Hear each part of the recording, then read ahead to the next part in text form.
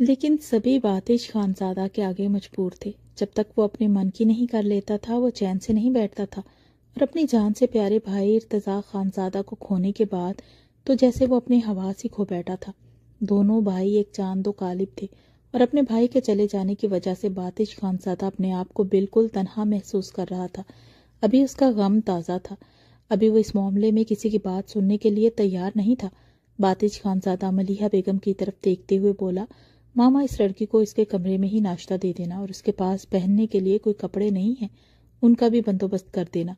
ملازمہ کے ہاتھ اس کے کمرے میں ہی کپڑے بھیج دینا، اور جب یہ سارے انتظام ہو جائیں تو اس کو کمرے سے باہر نکال دینا اور سارے گھر کے کام کروانا، اور ساتھ ہی ساتھ کھانا بنانے کی ذمہ داری بھی اسی لڑکی کی ہے۔ میں اس کو آرام سے بیٹھا ہوا نہ دیکھوں۔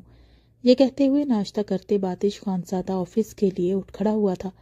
ساتھ ہی اس کے بابا ظفر خانزادہ بھی اپنے بیٹے کے ساتھ